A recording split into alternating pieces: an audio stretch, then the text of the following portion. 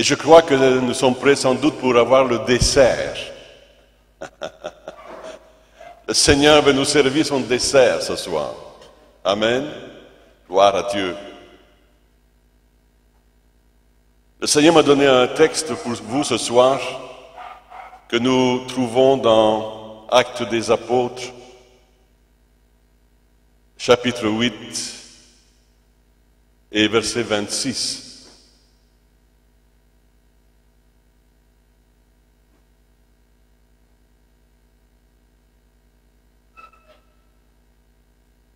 Un ange du Seigneur s'adressa à Philippe et lui dit, « Lève-toi et va du côté du midi sur le chemin qui descend de Jérusalem à Gaza, celui qui est désert. » Il se leva et partit, et voici un Éthiopien, un eunuque ministre de Candace, reine d'Éthiopie, et surintendant de tous ses trésors, venu à Jérusalem pour adorer, sans retourner assis sur son char, et lisait le prophète Ésaïe.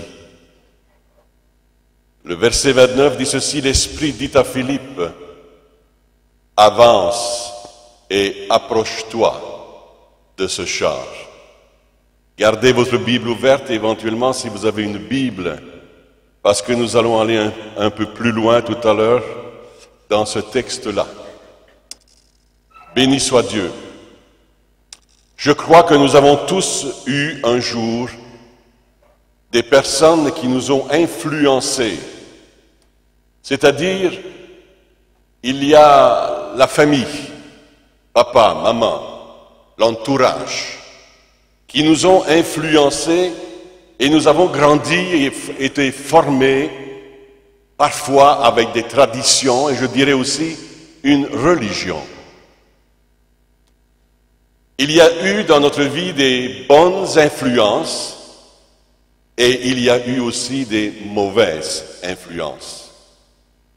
J'ai eu des mauvaises influences à un certain moment dans ma vie de jeune homme et qui m'ont entraîné à, évidemment, toutes sortes de choses qui ne glorifiaient pas Dieu. Mais béni soit l'Éternel, il y avait aussi, en contrepartie, des bonnes influences. Les premières influences m'ont amené dans la boisson, dans l'alcoolisme. Et toutes sortes de choses, évidemment. Et ça a été ainsi pendant plusieurs années. Mais je dis gloire à Dieu, parce que Dieu voyait où j'étais, ce que je faisais, et il avait préparé des plans pour ma vie.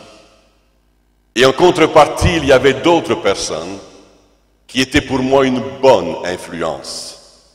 C'est-à-dire des personnes qui croyaient en Dieu, qui vivaient une foi forte, intense. Et ces gens ont été pour moi une bonne influence. Ils m'ont amené à l'église. Et j'ai entendu toutes des belles histoires de la Bible, depuis mon enfance aussi. Mais entendre est une chose, mettre en pratique, c'est autre chose. Savoir que Jésus est Sauveur et Seigneur, c'est une chose. Mais de mettre ces choses en pratique, eh bien c'est une autre chose. Et nous ne pouvons bénéficier des bénédictions de Dieu que lorsque réellement nos vies se mettent en ordre avec lui. Et à partir de ce moment-là, il y a une nouvelle vie qui commence et les choses meilleures nous arrivent. Béni soit Dieu. Vous avez été sans doute vous aussi influencé, n'est-ce pas, par un entourage. Évidemment, je ne veux pas accuser seulement toutes ces gens qui m'ont mal influencé parce que je crois que dans le fond de mon cœur, il y avait le mal, il y avait le péché. Et ce n'est pas seulement à cause des autres que nous sommes ce que nous sommes, mais ils jouent un rôle quand même.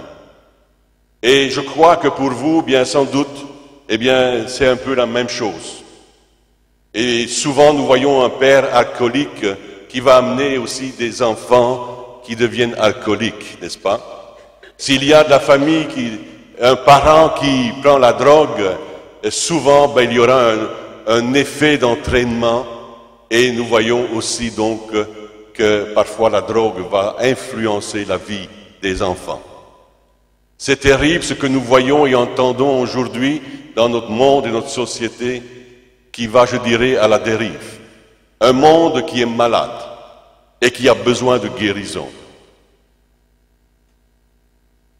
Et je repense à ma vie en tant que chrétien et en Jésus-Christ jusqu'à maintenant et je me dis, Seigneur, combien c'est bon de te connaître. Les choses anciennes sont passées et toutes choses sont devenues nouvelles. Alléluia. Christ m'a aussi, bien sûr, influencé. Son exemple, son modèle, son esprit, jusqu'à aujourd'hui, m'ont influencé. Et m'ont conduit et dirigé mes pas jusque ici même. Après 40 années de ministère ayant parcouru bien des villes, des villages, la terre, dans bien des endroits, amène ici parmi vous pour vous parler du même évangile, de cet évangile que j'ai reçu moi-même personnellement et qui a influencé ma vie. Maintenant, au travers de notre vie, Violette et moi, nous avons aussi influencé bien d'autres personnes. Alléluia.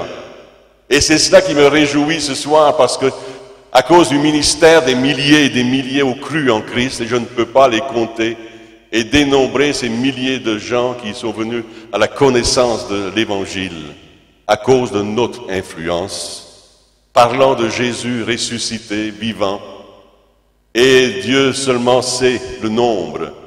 Peut-être que dans le ciel, je vais reconnaître bien sûr plusieurs, des centaines, des milliers éventuellement. Amen.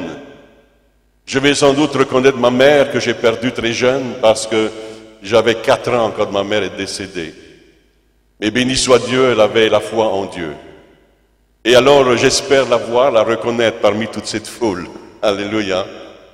Je ne me souviens pas, j'ai aucune mémoire que j'ai reçu des câlins de ma mère.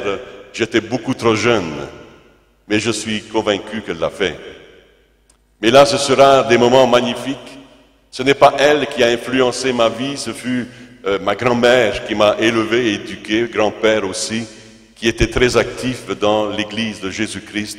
C'était un ancien, c'était un prédicateur et il a influencé ma vie. Je me souviens que à tous les soirs, grand-mère, grand-père me prenaient au pied de leur lit et là je les entendais. Ils étaient en train de prier en couple et ils parlaient en langue. Ils lisaient la Bible, ils priaient le Seigneur. Moi, j'étais jeune et parfois je m'endormais sur le lit. Mais eux continuaient à adorer le Seigneur. Mais quelle influence! Alléluia! Oh, j'espère que vous êtes, vous aussi, parents, une bonne influence pour vos enfants, pour la famille, pour votre entourage. Que vous êtes un modèle, un exemple, parce que ça va servir pour ces personnes plus tard. Ils vont se souvenir, même si un jour ils partent à la dérive, ils vont se souvenir de ce qu'ils ont entendu et du modèle qu'ils ont eu devant leurs yeux. Amen. Béni soit le Seigneur. Nous avons donc influencé de nombreuses personnes et j'espère vous influencer, que nous vous avons influencé durant ces 3 jours. Que nous vous avons inspiré, que nous avons donner une direction, et comme celle que je vais vous donner encore ce soir. Et que dans les jours et dans les années qui viendront, vous vous souviendrez de notre passage, à moins qu'on revienne vous voir l'année prochaine, je ne sais pas, ou dans les années qui viennent. Alors Dieu seul le sait, n'est-ce pas? Sinon, sans doute, vous vous souviendrez de nous, au Québec, dans le froid du Québec. Amen, et nous allons nous souvenir aussi de cette île. Il y a différentes occasions, différentes circonstances pour pouvoir influencer notre entourage. Je vais vous lire ici une histoire extraordinaire d'un pasteur. Son nom, c'est Monsieur John Harper. Son histoire se passe en 1912 et il avait 39 ans à l'époque. C'était le révérend John Harper. Un prédicateur écossais qui faisait voyage transatlantique pour prêcher à l'église du pasteur Moody à Chicago. Le destin a voulu que le navire qu'il a choisi fût le Titanic. Tout le monde connaît l'histoire du Titanic. Mais nous ne connaissons pas l'histoire de John Harper. Et j'ai découvert cela il n'y a pas très longtemps. Les journaux, évidemment, à l'époque, ont bien parlé de cela, et puis on en parle encore à la télévision. On a fait un film sur le Titanic. Mais on a laissé en silence quelque chose de magnifique de ce pasteur qui m'a impressionné.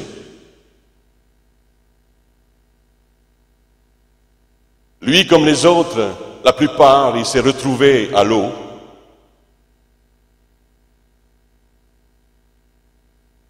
Il a désespérément essayé de survivre dans cette eau froide et glaciale.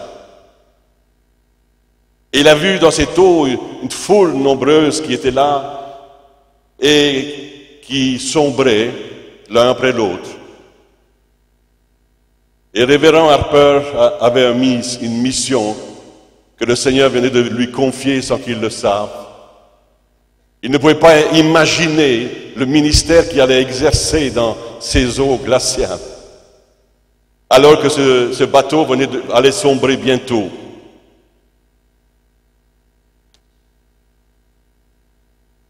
Il a commencé à prêcher l'Évangile, là, dans cette eau.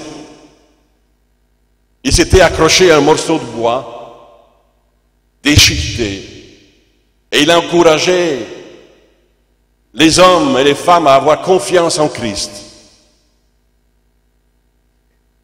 Et le pasteur, épuisé, à un certain moment, s'est enfoncé sous l'eau et il connut la mort en disant « Crois au Seigneur Jésus et tu seras sauvé. » Quelle expérience!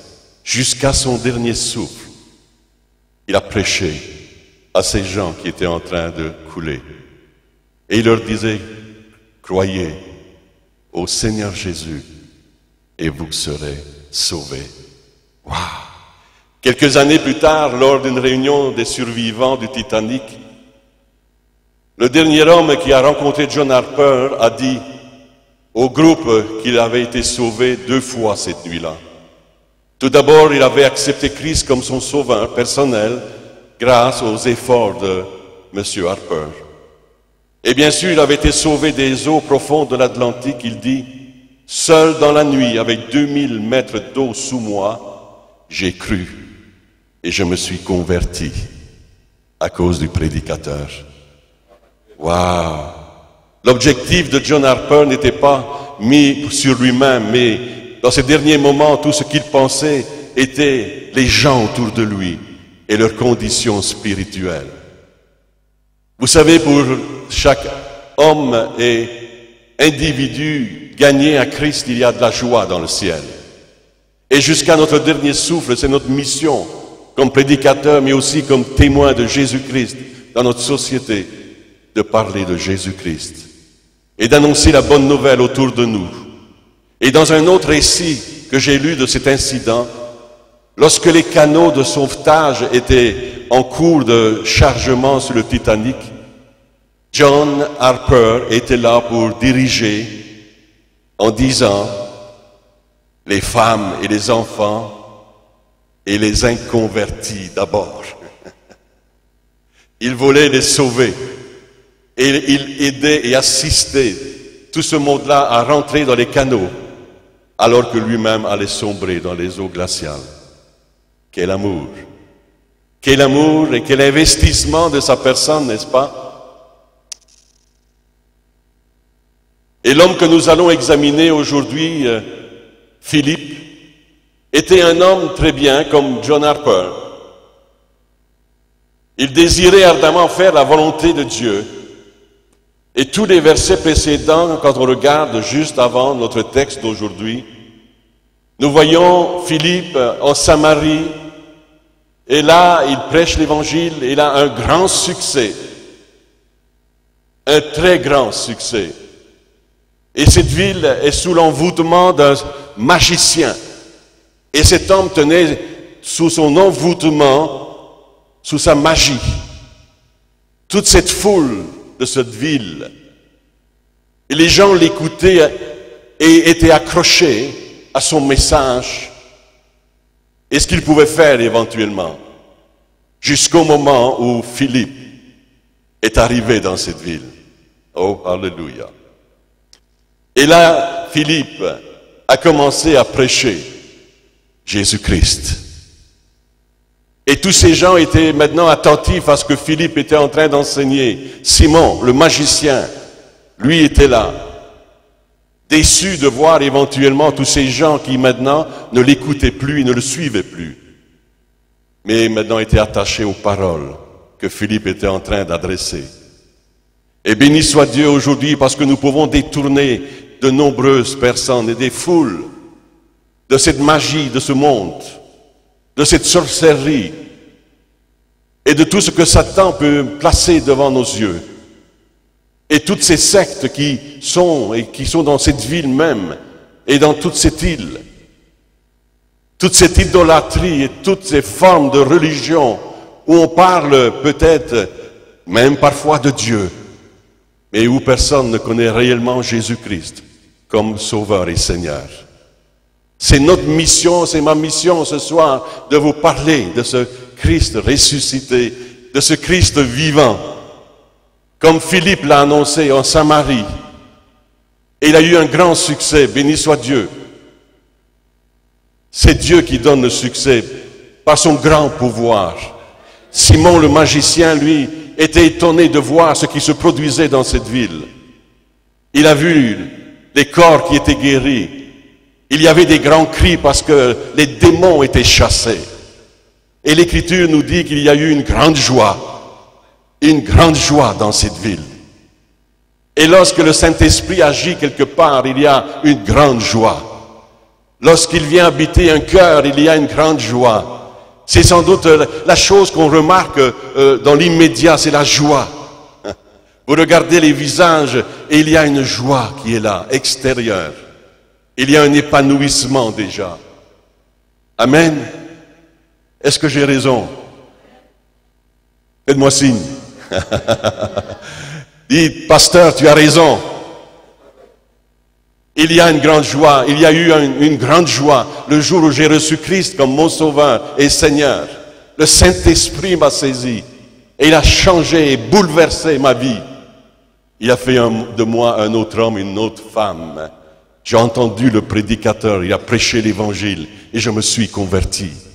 Oh, ce soir, je crois que cela va être ainsi pour plusieurs dans cette salle. Voici un jour que Dieu vous donne de pouvoir l'accepter, le recevoir, vous aussi, dans votre cœur, dans votre vie, et de changer complètement de vie. Un ange du Seigneur s'adressa à Philippe maintenant. Et lui dit, lève-toi et va du côté du midi sur le chemin qui descend de Jérusalem à Gaza, celui qui est désert. J'aimerais vous dire que peu importe où vous vous trouvez, le Seigneur peut vous trouver là. Même dans un désert. Peu importe.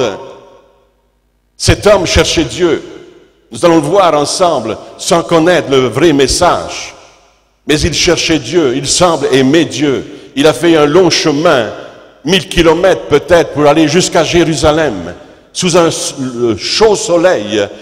Il a parcouru tout ce trajet pour aller à Jérusalem, nous dit l'Écriture, pour adorer.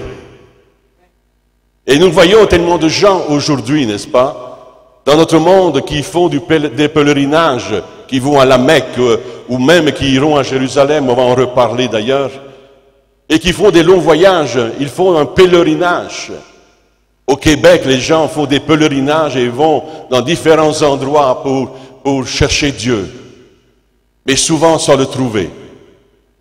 C'est la religion, c'est poser des gestes pour éventuellement espérer recevoir quelque chose. Souvent, c'est la déception. On a rencontré peut-être de la religion, mais on n'a pas rencontré Christ. Frères et sœurs, ce soir, chers amis, je ne veux pas vous parler d'une religion, mais d'une communion avec le Seigneur. Et je vais te dire que peu importe où tu te trouves, là dans cette salle, qui tu es, ce que tu as fait, ce que tu fais encore, Dieu te voit. Il sonde ton cœur, tes reins, il sait comment tu es fait. Il sait tout de toi. Il sait tout de toi. Il connaît tes larmes, il connaît ton désespoir, il connaît ta souffrance, mais il connaît aussi ta recherche, ta soif, comme cet homme qu'on va parler dans quelques instants. Il est celui qui va frapper et qui frappe encore à la porte de ton cœur et qui veut rentrer et rester chez toi, dans ta maison, dans ton foyer et puis dans ton cœur. Philippe l'évangéliste venait d'avoir du succès et puis tout à coup, voici que l'Esprit du Seigneur lui demande de laisser ce succès dans la ville de Samarie, ce réveil qui vient de naître. Vous savez, quand on vit parfois des succès, comme nous les avons vécu dans certains endroits, et que tout à coup Dieu vous dit, voici maintenant tu as terminé, et puis tu vas ailleurs. Tu aimerais donc bénéficier de ce que tu as fait, et de jouir de la présence de Dieu et du résultat et du fruit de ton travail. Et ça nous est arrivé combien de fois où Dieu nous a déplacés, après avoir vécu un réveil là, et puis Dieu nous a pris, puis nous a envoyés là-bas, et puis ensuite là-bas. Et partout où nous avons été envoyés par le Saint-Esprit, nous avons vu les mêmes résultats. Parce que nous avions le même message, nous avions le même Seigneur, et la même puissance, celle du Saint-Esprit. Alléluia. Amen. Les réveils, eh bien, je crois que ce ne sont pas les hommes, dans le fond, qui les amènent. Heureusement. Parce que si c'était un homme, c'est vrai que Dieu va utiliser les hommes. Mais il y a le temps de Dieu et il y a vraiment l'action du Saint-Esprit qui produit du fruit, qui produit les miracles et qui attire, qui convainc de péché. S'il n'y avait pas cela, oh mes amis, il n'y aurait aucun résultat, il n'y aurait aucun fruit. Nous pouvons avoir bien sûr le meilleur, le plus grand des messages, mais s'il n'y a pas le Seigneur Jésus présent et agissant, eh bien nous perdons notre temps. Amen. Si vous voulez bien, juste quelques instants, on va se tenir les mains, juste assis, pas besoin de se lever. Prends la main à côté de la personne de vous. On veut maintenant dire au Seigneur Jésus, sois le bienvenu, sois le bienvenu. Saint-Esprit, sois le bienvenu. Père céleste, sois le bienvenu. Manifeste-toi, glorifie-toi, et que ton Saint-Nom soit loué et adoré. Amen. Il faut que je diminue et que lui, il croisse. Il faut que je m'efface et que je laisse paraître le Seigneur Jésus.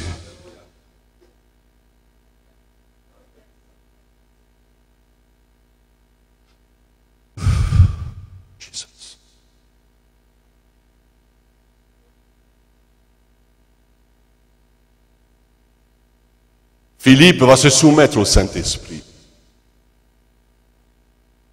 Et parce que Philippe va se soumettre au Saint-Esprit, il va vivre une expérience extraordinaire. On peut s'adresser à des foules, et béni soit Dieu pour les foules, mais là il l'envoie dans un désert.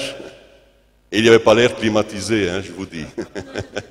C'était sans doute pas là où il aurait voulu se trouver, dans le désert. Mais Dieu le déplace et il l'envoie dans cet endroit. Il y a des endroits où on voudrait être plus qu'ailleurs, n'est-ce pas? Mais Dieu sait là où il veut nous envoyer. Amen. Et Philippe ne conteste pas Dieu. Philippe s'en remet au calendrier de Dieu ou à la direction que Dieu lui a donnée et il est simplement obéissant. Et il arrive souvent que Dieu nous dise pas tout le temps ce que sera la prochaine étape. Il veut seulement que nous sortions pour le suivre, tout simplement. Le Seigneur ne nous dit pas tout le temps. Mais il sait. il sait ce qu'il va faire. Le docteur Thomas Watson a fait une fois une expérience où il a placé des chenilles sur un bol. Et puis, dans ce bol, il a mis de la nourriture dans le fond. Et les chenilles ont commencé à tourner autour du bol. Et ils ont tourné jusqu'à épuisement, alors qu'il y avait de la nourriture dans le bol. Ils auraient pu tout simplement se nourrir, mais là, ils se sont suivis l'un l'autre, et ils tournaient, et ils tournaient, et ils tournaient, sans arrêter. Voyez-vous, chers amis, souvent, eh bien, c'est un peu ce qui se passe. On suit la foule, on fait comme tout le monde, et on ne s'arrête pas. Et on est comme ces chenilles autour d'un bol qui tourne et qui tourne et qui tourne et qui tourne, alors que pourtant il y a une provision qui est là juste à notre portée. La vie est comme un cercle vicieux, n'est-ce pas, et qui tourne. Et nous tournons ainsi longtemps parfois, et nous nous épuisons. Alors qu'il y a une ressource qui est là pour nous, pour chacun et chacune, une provision de vie, le pain de vie, pour nourrir nos âmes, nos vies, nos cœurs. Mais nous tournons sans nous arrêter et nous devenons comme affamés. Et j'aimerais aussi m'adresser aux chers enfants de Dieu et puis vous dire que parfois nous sommes semblables à des chenilles et nous tournons en rond comme cela. Il y a tellement de bonnes choses, c'est tellement succulent ce que Dieu veut nous offrir, mais nous tournons comme des chenilles autour du bol. Est-ce qu'on peut juste s'arrêter? Et c'est cela qu'on a fait durant ces 3 jours. Nous nous sommes arrêtés. Est-ce que vous avez pu recevoir de Dieu ce que vous aviez besoin? Ce soir, il y a une bonne nourriture encore pour vous. Il y a une provision pour vous. Simplement, arrêtez-vous quelques instants. Dieu dit, arrêtez-vous et considérez l'amour de Dieu, le plan de Dieu pour vos vies. Philippe avait un ministère particulier. Philippe a parcouru son chemin comme nous-mêmes nous l'avons fait jusqu'à aujourd'hui. Et nous avons nourri, abreuvé, au nom du Seigneur Jésus, tellement d'âmes qui étaient en perdition, des cœurs blessés, meurtris. Nous les avons entourés d'amour, nous les avons pris dans nos bras, au nom du Seigneur Jésus. Nous les avons consolés, nous les avons guéris au nom du Seigneur Jésus. Il y avait une provision que nous portions chaque jour avec nous, qui nous était accordée par le Seigneur et qui est encore présente. Mais est-ce que nous sommes prêts à nous arrêter pour recevoir et prendre? L'homme de Dieu peut être là au milieu de nous, le serviteur de Dieu, les pasteurs peuvent être là au milieu de nous. Mais est-ce que nous pouvons considérer réellement qu'il y a une nourriture abondante à nous servir? Est-ce que nous pouvons vraiment considérer le travail et le ministère qui est effectué? Je vais me concentrer maintenant sur un personnage. C'est le second personnage. Philippe était un homme extraordinaire. En quelques mots, on a résumé son ministère. C'était un évangéliste. C'était un diacre aussi.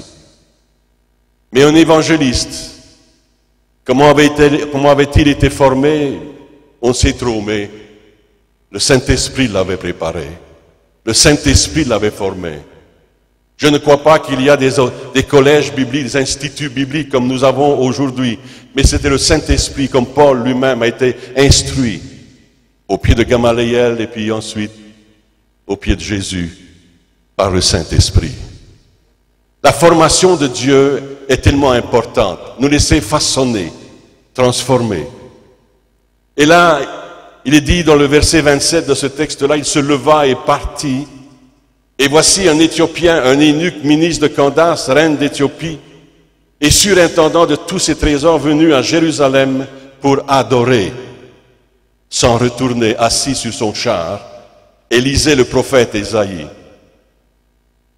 Alors d'un côté, il y a Philippe, l'homme de Dieu, qui avait un rendez-vous avec ce ministre dans le désert. De l'autre côté, sans que cet homme le sache, il avait aussi un rendez-vous dans le désert. C'était prévu. Et Dieu a agencé les choses de façon à ce qu'il y ait cette rencontre. Et je crois fermement que Dieu a agencé lui-même cette rencontre ce soir. Comme toutes ces réunions successives, Dieu a agencé. Comment nous sommes ici, mes amis, c'est extraordinaire, il faut que je vous le dise. Pourquoi je suis là avec mon épouse? C'est une histoire d'il y a 20 ans, pasteur. Un pasteur suisse était venu ici et nous allions régulièrement en Suisse prêcher là-bas.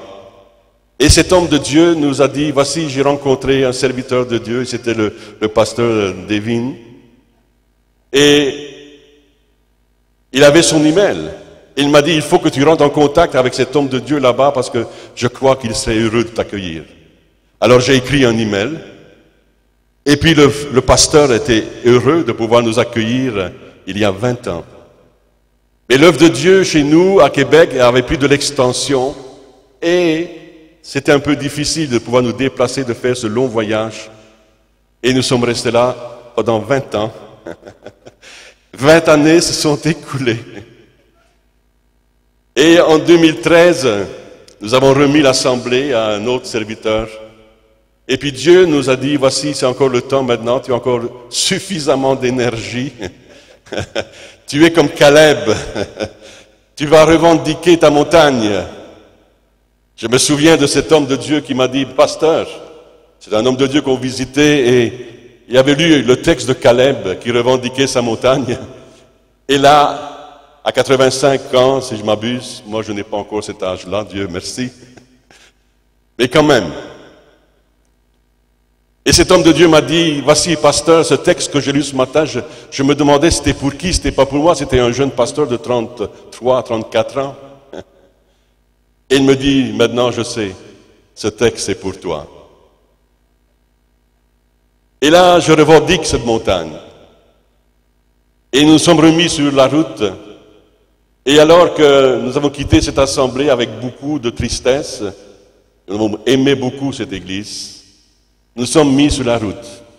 Et j'avais dit à l'église, jamais je vais utiliser le Facebook. Je trouvais que Facebook prenait tellement de temps, avec tout le monde avec le Facebook, des heures et des heures parfois avec le Facebook. Mais au jour où j'ai quitté l'église, je me suis dit, il faut que je fasse des contacts.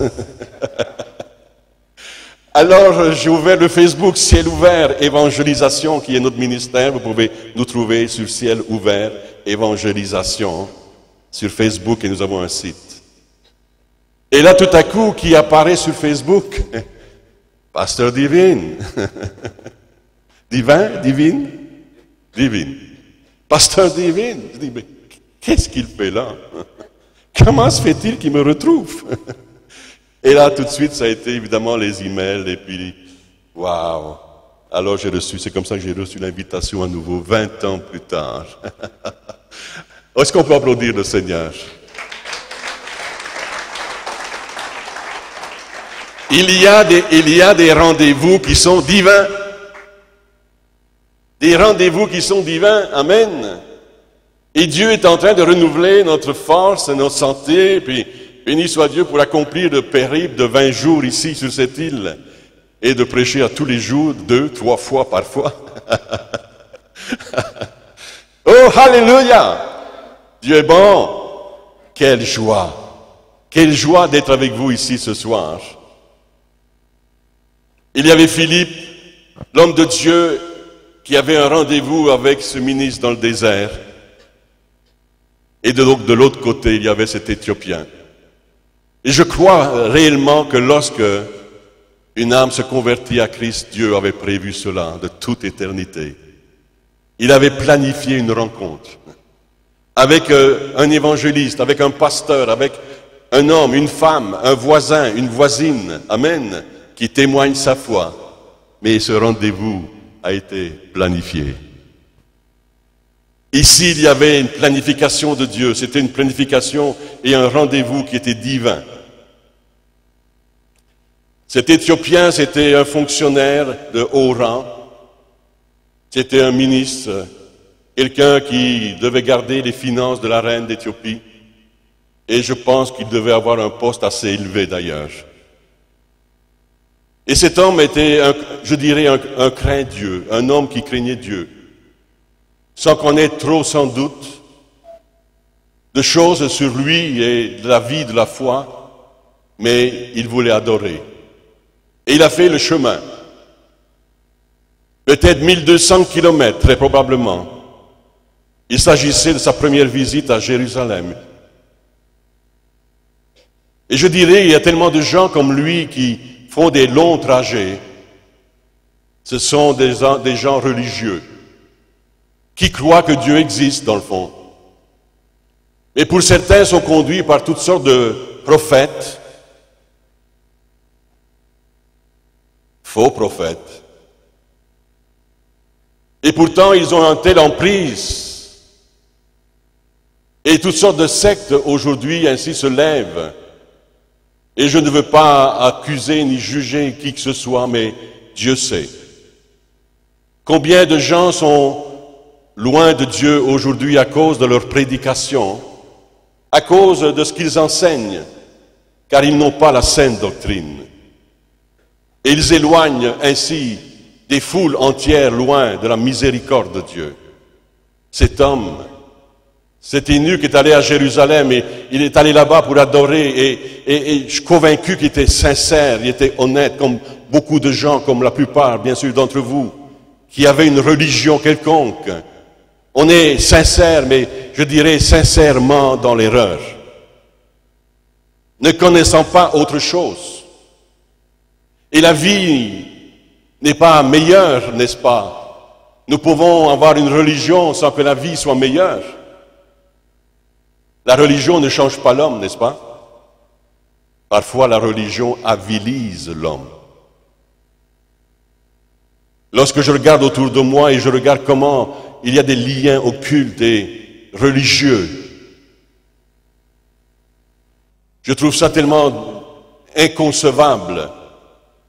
Alors que Christ nous a appelés à la liberté, n'est-ce pas? Et pourtant, il y a de l'oppression, la religion tue. Au nom de la religion, au nom de Dieu, on tue, on emprisonne, on décapite. Et j'en passe. Ça, c'est la religion qui détruit. Ce n'est pas la religion de Dieu, n'est-ce pas? La religion de Dieu, si je peux dire, c'est la religion qui, bien sûr, réunit. Religion veut dire rassembler, réunir. Des hommes, des femmes qu'il a rachetés par son sang précieux et qui libère de la captivité de Satan et de l'enfer, de l'oppression, de l'esclavage. Mais la religion avilise l'homme et l'homme est esclave de la religion.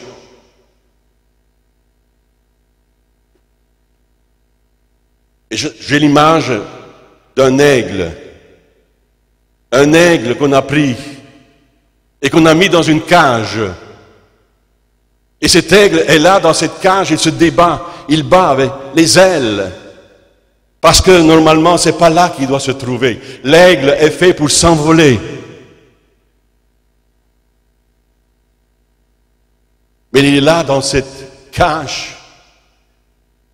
Et à force de battre des ailes, il se blesse.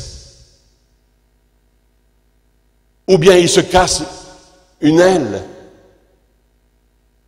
Il se retrouve là sur le plancher dans cette cage, un peu avec les yeux hagards, levant les yeux vers le ciel et se disant, je ne suis pas né pour cela. Je ne suis pas né pour être mis en cage. Mes amis, l'homme et femme ne sont pas nés pour être mis en cage, captifs de l'ennemi dans les liens du péché, de l'angoisse, du désespoir. L'homme est fait pour adorer, élever son âme et s'élever sur les plus hauts sommets de la foi et de contempler la grandeur de Dieu, la puissance de Dieu dans une pleine liberté. Alléluia! Peut-être tu te sens comme cet oiseau ou cet aigle dans une cage, opprimé par les traditions, par les religions. opprimé peut-être même par un mari, par je ne sais quoi, par des règles. Cet homme qui a été à Jérusalem adoré, on ne connaît pas tout de lui. Dans le fond, on connaît si peu de lui. Mais il est un adorateur quand même. Il va à Jérusalem, personne ne lui a parlé de Jésus. Vous m'entendez? Il est allé à Jérusalem, il y avait les hommes religieux. Je ne sais pas où étaient les disciples à l'époque, mais j'ai l'impression, d'après l'histoire, qu'il est allé pour adorer, mais il est revenu sec. Il est allé pour chercher quelque chose de plus pour son âme, pour sa vie, mais il est revenu sans rien de plus, sinon d'avoir posé un acte religieux. Il est allé, comme beaucoup de gens vont ici et là, ils posent un geste religieux, soulagent leur conscience, mais rien de plus. La mort rôde. Cet homme, pourtant, est sincère. À Jérusalem, cependant, il a été conduit à pouvoir acheter un rouleau. Ou bien on lui a remis un rouleau, on ne sait trop si c'était un achat ou pas, peu importe, ou un cadeau. Mais selon ce que je peux lire dans l'histoire, jusque-là, personne ne lui a parlé de Jésus. Il revient de son pèlerinage, comme beaucoup de gens déçus, désappointés parce que peut-être qu'il n'a pas trouvé ce qu'il aurait voulu trouver. Il est sincère, il cherche. Il cherche. Si ce n'était pas ainsi, bien je crois que Dieu n'aurait pas prévu cette rencontre dans le désert, n'est-ce pas? Mais Dieu le savait, le connaissait. Il connaissait son cœur, son âme, sa recherche. Et je sais qu'ici, il y a bien des gens qui cherchent Dieu, sans l'avoir trouvé pour certains. Mais béni soit Dieu. Dieu a prévu une rencontre ce soir. Alléluia. Et là, en plein désert, voici Philippe qui arrive. Et il voit le char avec les militaires, avec les soldats, sans doute, car ce char n'était pas seul. Il devait y avoir des soldats tout autour, de protection. Et il voit tout ça arriver. Peut-être devait-il se poser la question, est-ce que j'oserais?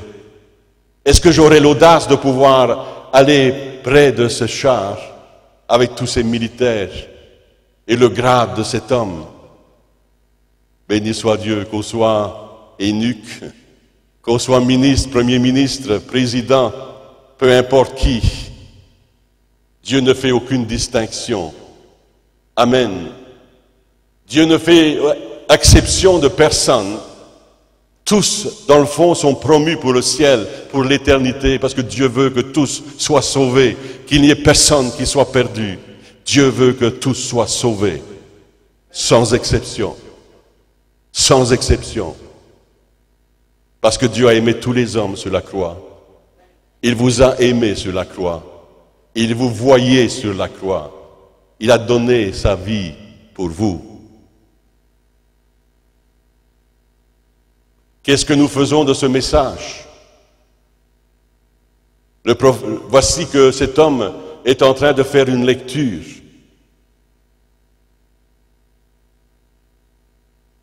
On voit qu'il est assoiffé. Et dans sa lecture, nous nous rendons compte qu'il était en train tout simplement de lire Ésaïe 53.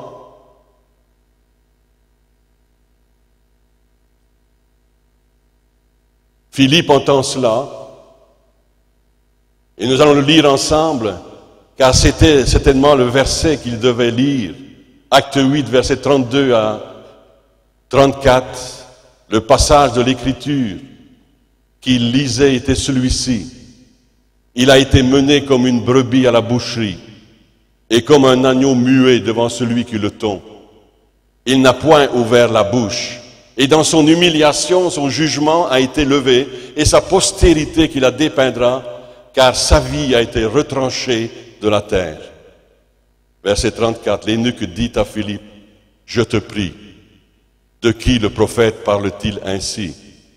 Est-ce de lui-même ou de quelque autre ?» Je bénis Dieu pour cet homme, pour la simplicité de cet homme, qui est capable de reconnaître qu'il a besoin de quelqu'un, qu'il a besoin de quelqu'un qui l'enseigne, il n'est pas celui qui connaît tout et dans sa fierté peut-être ou dans l'orgueil humain comme là beaucoup de gens aujourd'hui orgueilleux.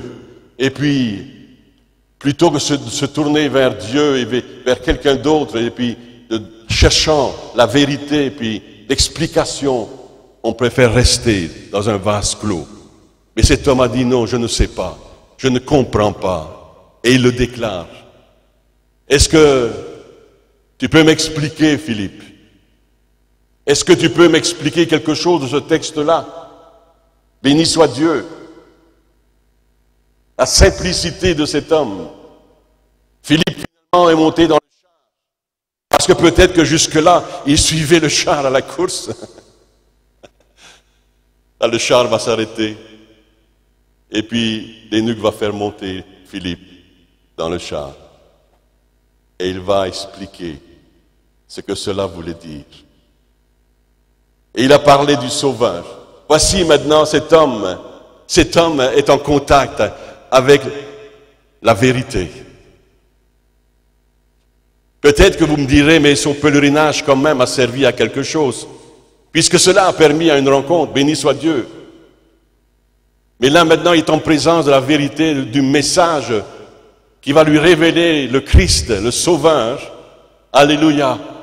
Il y a tellement de gens, je vous dis aujourd'hui, si je regarde un peu dans mon Québec à moi, vous demandez un peu aux enfants qui naissent aujourd'hui dans les familles qui grandissent, vous leur demandez, mais est-ce que tu connais Jésus, l'histoire de Jésus? Très peu vous disent oui. Parce qu'aujourd'hui, on grandit dans des maisons et dans des familles où on ne parle plus de Dieu. Dieu est exclu de la famille. Dieu est exclu des institutions. Dieu est exclu de l'école. Avant, il y avait encore la foi. Mais aujourd'hui, tout cela est exclu.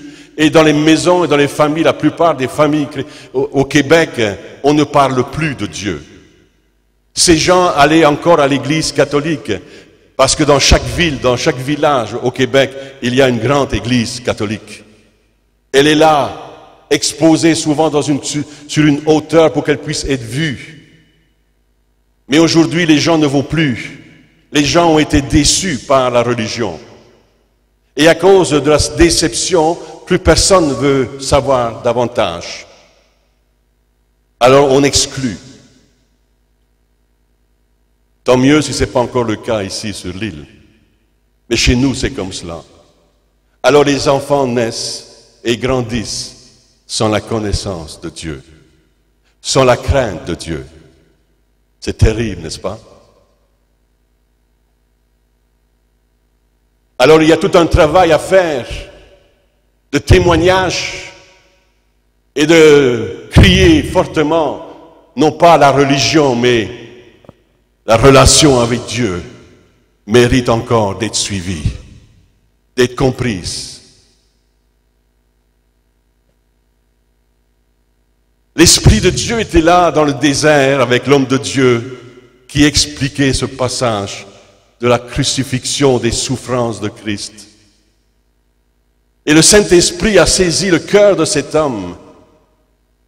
Ça a pris combien de temps, je ne sais pas, un parcours, mais il semble assez limité quand même.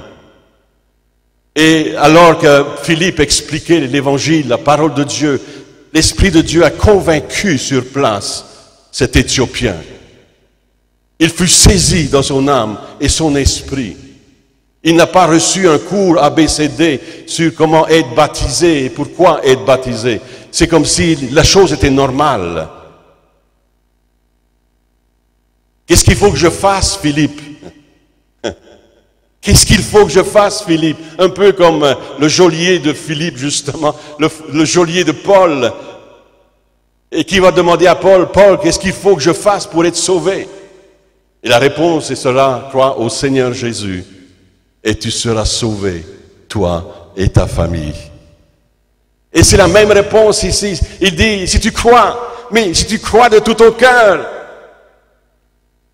ministre, monsieur, monsieur le ministre, monsieur le ministre, si tu crois de tout ton cœur, c'est possible.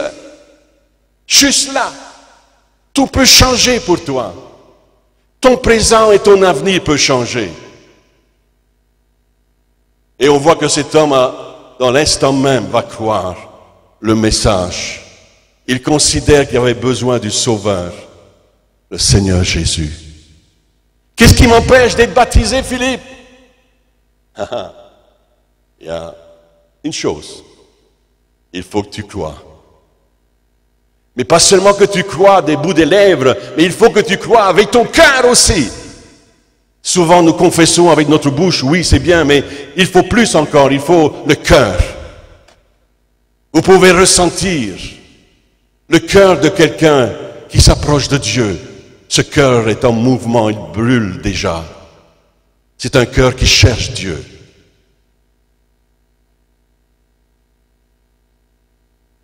Si tu crois de tout ton cœur, avec ton cœur, cela est possible.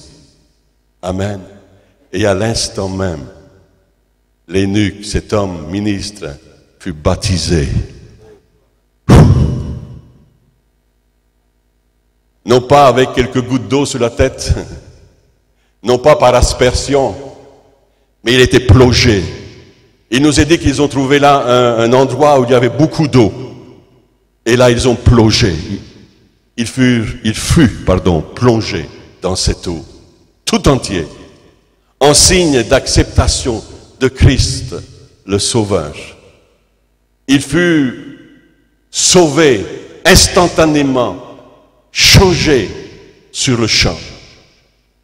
Et cet homme maintenant s'en ira, le cœur joyeux. Et ce qui est impressionnant, c'est qu'après cela, l'Esprit a pris Philippe et là, j'ai comme l'impression que quand l'eunuque a relevé la tête, Philippe n'était plus là. Il a cherché après Philippe. C'était juste pour la rencontre que Philippe était là. L'Esprit l'avait amené là et l'Esprit va l'emporter ailleurs maintenant. Parce qu'il y a d'autres personnes. Il y a une autre mission. Béni soit Dieu. Et là, l'eunuque se retrouve avec maintenant une nouvelle foi, une nouvelle expérience, une nouvelle vie magnifique. Il semble, selon ce qu'on peut lire, que cet homme est devenu un témoin en Éthiopie. Et c'est lui qui a gagné des âmes maintenant. C'était tout un défi pour cet homme, n'est-ce pas? C'était tout un défi pour cet homme, parce qu'il allait falloir s'identifier. C'est difficile de s'identifier. Je parlais avec quelqu'un qui était avant dans la religion musulmane, et elle me disait c'est dur. Elle s'est convertie à Jésus-Christ. Elle dit c'est dur, c'est pas facile. Je dis voilà, c'est le prix à payer. Mais le Seigneur sera avec toi tous les jours, jusqu'à la fin. Sois fidèle, Dieu va te bénir. Dieu va te donner ce que ton cœur désire. Si tu fais de l'Éternel tes délices, fais de l'Éternel tes délices, et il te donnera ce que ton cœur désire. Alléluia. Cet homme cherchait Dieu, et Dieu lui a donné ce que son cœur désirait. Alléluia. Oh, c'était pas un alcoolique, c'était pas un drogué, c'était pas un homme de la rue. Oh non, méprisé, misérable. Vous savez, dans la rue, on vous laisse tomber. Dernièrement, j'ai vu à la télévision, c'était un acteur, il faisait donc juste, il était un acteur, il a fait une scène, mais les gens ne le savaient pas. Puis cet homme, dans le froid, moins 20 degrés, était là, sur la route, sur le chemin, assis, couché, grelottant. Il avait simplement un plastique sur le dos et il était comme ça couché. Et là, vous regardez les gens qui passaient à côté, qui le regardaient. Et il passait. Et il passait. Le regardaient. Il passait. Vous savez qui c'est qui s'est arrêté? Une personne comme lui, clochard. Il s'est arrêté. Il lui a dit, mon gars, qu'est-ce que tu fais là? Il dit, j'ai faim, j'ai j'ai foi. Et cet homme a dit, viens avec moi, on va aller se réchauffer, je vais te donner à manger. Il a pris son vêtement, il l'a habillé pour le réchauffer. Quelle société, n'est-ce pas? Passe à côté de toi. Mais le Seigneur, lui, s'arrête. Il s'arrête. Il s'arrête à côté de nous. Même s'il n'y a personne qui nous regarde, même s'il n'y a personne qui nous comprend, même s'il n'y a plus personne pour nous aimer, il y a encore quelqu'un. Jésus t'aime. Jésus t'aime. Jésus t'aime ce soir. Est-ce que tu peux croire à son amour simplement? Est-ce que tu veux accepter son amour ce soir? Parce qu'il te tend la main, il veut te réchauffer. Tu as foi, alors il met son manteau sur toi. Tu as besoin d'amour, d'affection et d'attention, alors il a un regard sur toi, de compassion. Il te dit, je t'aime, mon enfant. Qu'est-ce qu'on fait de ce message? L'eunuque a cru et sa vie a été bouleversée. Sa vie a été changée complètement. Plus le même homme, plus besoin d'aller en pèlerinage. Alléluia. Il venait de rencontrer dans le fond celui qu'il cherchait sans savoir. Il venait de rencontrer le Messie, le Seigneur Jésus. Béni soit Dieu. Amen. Alors le message c'est pour toi peut-être ce soir. Alléluia. Jésus a un regard sur toi. Jésus a un regard sur toi et le regard de Jésus change les vies. Voyez-vous ce brigand sur la croix, le regard de Jésus, souffrant pourtant, a changé la vie de cet homme. L'autre l'a méprisé, mais lui a été sauvé. Souviens-toi de moi, dit cet homme, quand tu viendras dans ton paradis, tu seras avec moi dans le paradis, aujourd'hui même.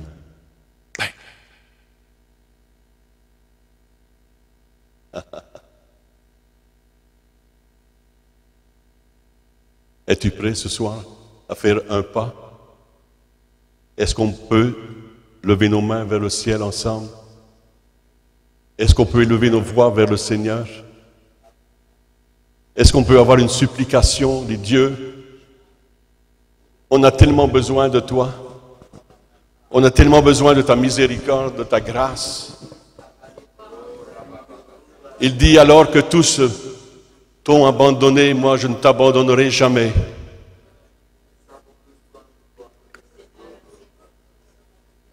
Même si les hommes t'abandonnent, même si les hommes n'ont pas de solution pour toi, Dieu est la solution. Jésus est la solution. Et il t'interpelle ce soir. Il t'appelle pour une vie transformée, riche en bénédiction. Et les choses anciennes seront passées et toutes choses deviendront nouvelles. Dieu avait un rendez-vous avec toi ce soir. Comme l'Éthiopien avait un rendez-vous avec Philippe. Il y avait un rendez-vous prévu pour toi. Il faut maintenant que toi, tu puisses prendre ta décision et de recevoir Jésus-Christ comme ton Sauveur et Seigneur. Car il a été blessé pour tes péchés. Et c'est au travers de ses meurtrissures, par son sang précieux qui a coulé, qu'aujourd'hui tu peux dire, voici, ce sang précieux me purifie et me lave de tout péché.